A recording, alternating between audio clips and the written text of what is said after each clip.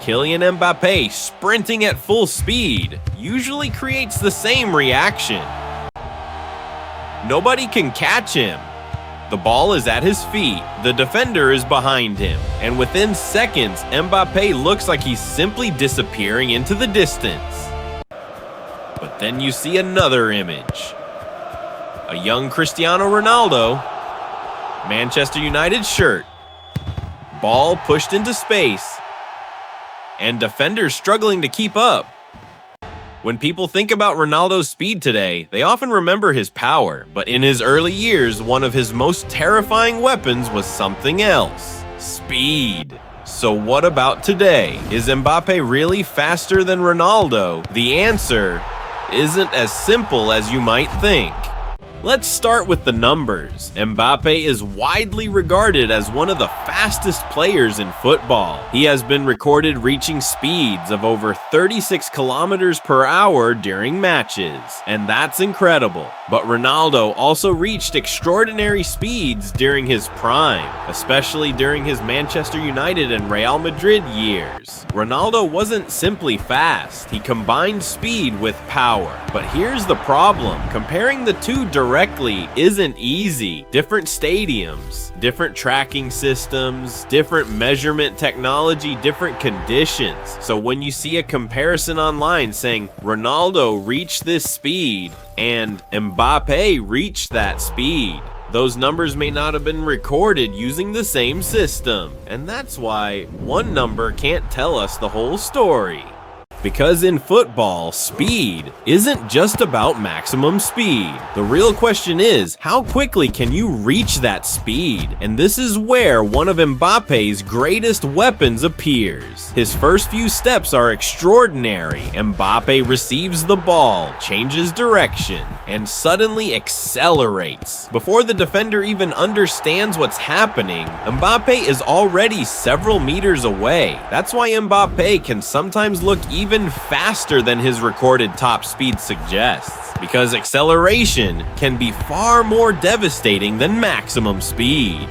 Look at Ronaldo during his younger years, and you see something different. He had long strides, explosive acceleration, and in open space, he was terrifying. He would push the ball forward and cover huge distances with those long strides. But Ronaldo's difference wasn't just his running speed. It was speed plus power plus balance plus ball control. Even if a defender could match his pace, stopping him was another problem entirely, because you weren't just trying to outrun Ronaldo, you also had to physically compete with him, and that made him incredibly dangerous, especially during his younger years.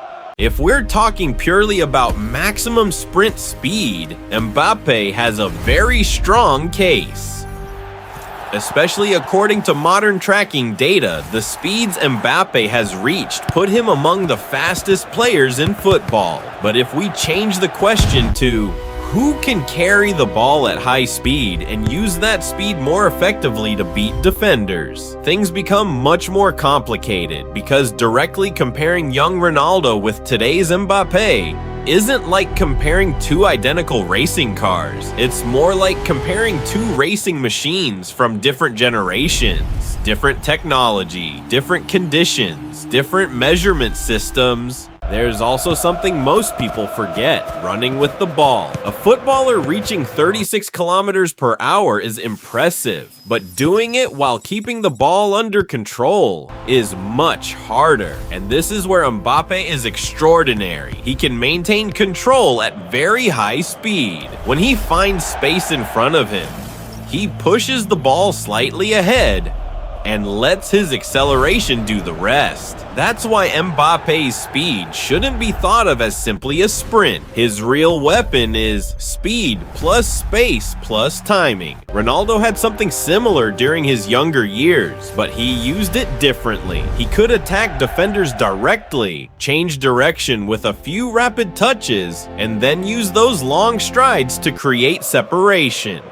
Perhaps this is the most interesting part of the story. As Ronaldo's career progressed, he became slower. That's normal, but he developed something else in its place: movement intelligence. He no longer needed to be faster than the defender every time. He simply needed to be in the right place at the right moment. 1 second earlier, one shoulder movement, one run, one opening, and goal. That's why comparing late career Ronaldo with young Ronaldo doesn't even make much sense. Young Ronaldo was saying, "I'll beat you." Prime Ronaldo was saying, "I don't need to beat you, I already know where I'll be." Most likely. Yes?